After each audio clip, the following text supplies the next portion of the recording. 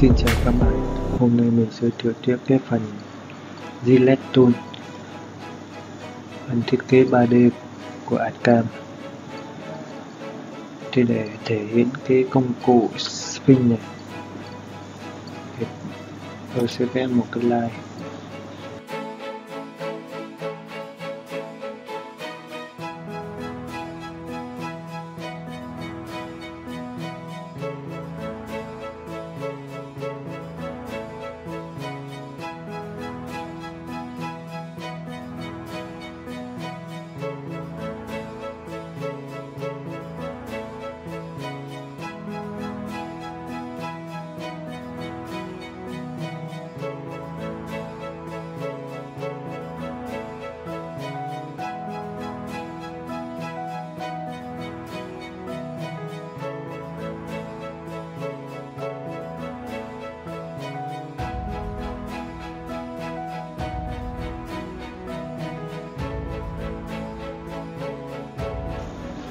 Cái line như vậy.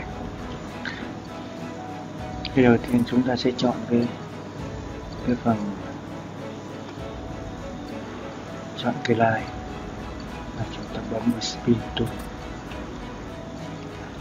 Cái công cụ Spin Tool nó hiện lên như vậy.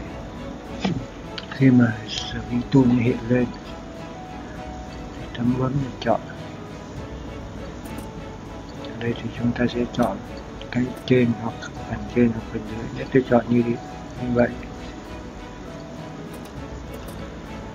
nếu tôi chọn như này thì toàn bộ cái phần này nó sẽ âm xuống.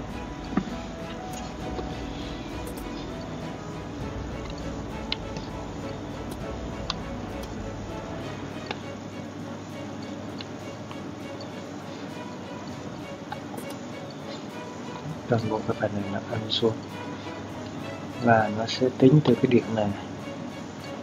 Đó, cái điểm này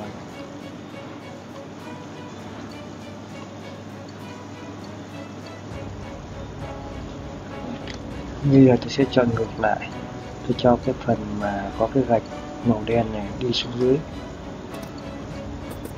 Đó, đi xuống dưới này. Rồi màu đen đi xuống dưới này, tôi bấm tính toán lại. Đó, thì nó sẽ tính từ cái đoạn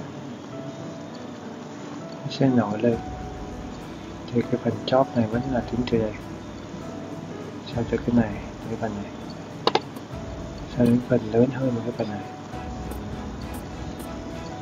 Đó.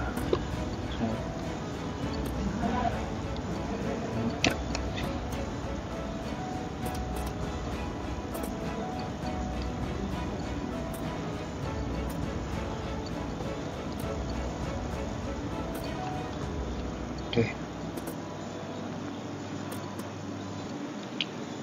Trong cái phần Sphinx thì các bạn lưu ý cho tôi ở hai cái điểm này. Lưu ý cái điểm này.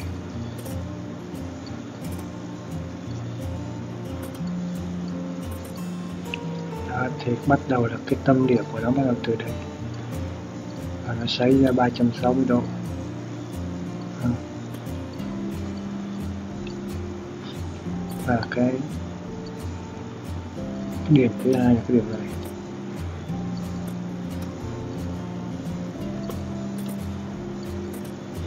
Thì cái tâm điểm của nó lại nằm ở đây.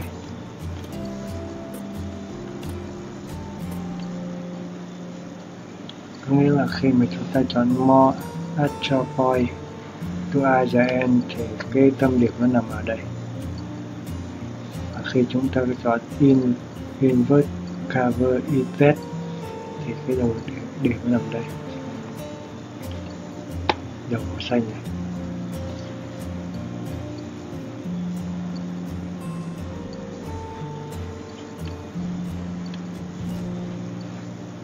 Rồi, ok. Chúng ta tiếp theo ở cái phần turn, dựng hình cho cái phần turn, phần mặt cắt theo cái chiều dài.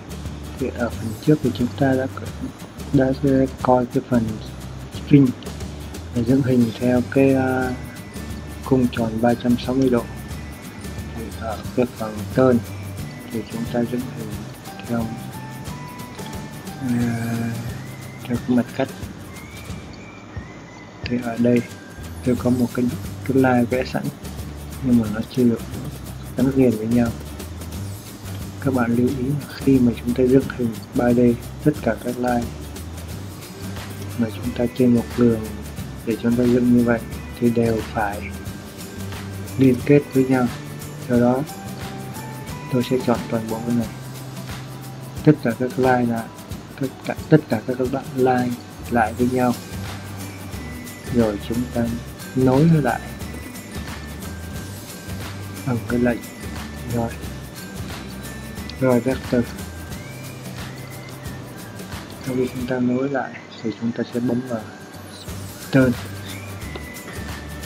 nó sẽ hiện ra như vậy.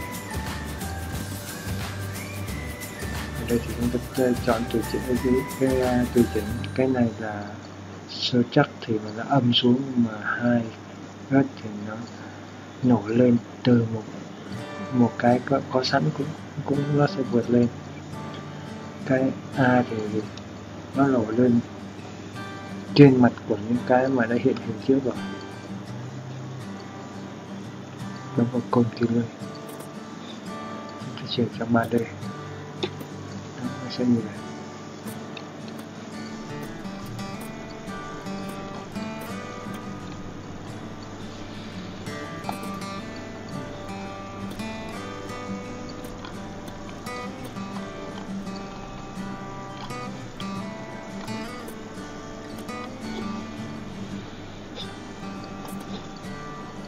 Là phần A được cũng vậy.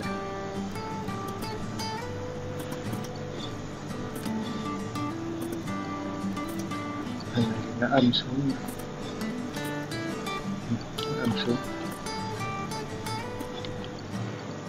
cảm ơn các bạn đã theo dõi. Hẹn gặp lại các bạn ở bài sau. Xin cảm ơn.